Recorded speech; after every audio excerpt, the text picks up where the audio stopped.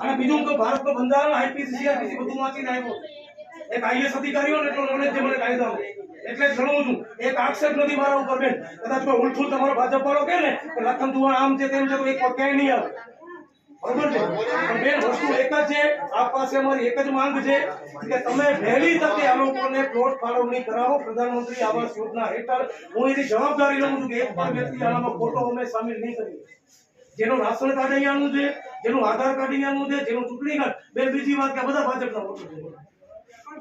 ચૂંટણીમાં હવે તમને વાત કહું બેન બીજી વાત કહું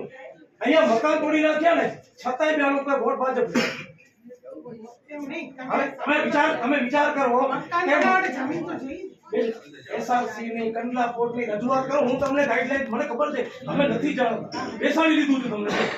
બરોબર છે તમને એમને વાત સાંભળો બેન મને ખબર છે તમને તમે મુખ્યમંત્રી સાહેબ આગળ આ લેટર પેડ છે તમારા લેટર પેડ થી રજૂઆત કરો કે સાહેબ શ્રી અહીંયા 150 વર્ષો મકાન તૂટ્યા છે એ દેશના નાગરિક છે 40-50 વર્ષથી અહીંયા આગળ જ રહે છે એમને મકાન જોઈએ છે તે પોતે કેપીટી અને એસઆરસી ને કહેશે કે ભાઈ તમે 2 એકર જમીન 5 એકર જમીન ફાળવો અમે તમને કહીએ છીએ બેન તમે કયો અમે તમારી સાથે ગાંધીનગર ચાલવા તૈયાર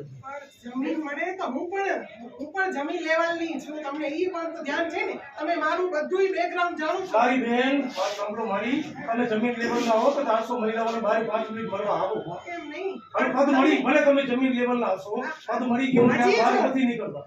એસી મૂકીને નથી નીકળતો બેન આ વસ્તુ છે આ રિયાલિટી છે એસી ચાલુ છે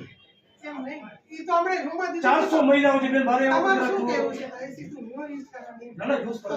એસી મૂકવાનું નહીં એમ એસી નહીં મૂકવાનું બેન તમે યુપીએસસી ની પરીક્ષા પાસ કરીને પદ નથી મેળવ્યું તમે પદ મેળવ્યું છે આ જનતાના વોટ જનતાના જનપ્રતિનિધિ જો જનતા 400-500 માણસો 400 મહિલાઓ બારે બેઠી અને બોલાવતી હોય તો બેન આપણે એક વાત સાંભળવા આવી જોઈએ કોઈ નથી બોલાવી મને કોઈ ફોન પણ નથી કર્યો ભાઈ તમે કર્યો કાઈ વાંધો નહીં એક મિનિટ નથી કીધું ને હવે હું તમને આમંત્રણ આપું છું બેન ધરણામાં બેઠા છીએ કે આવી આવેદન પત્ર અમારું છે ચાલો બધા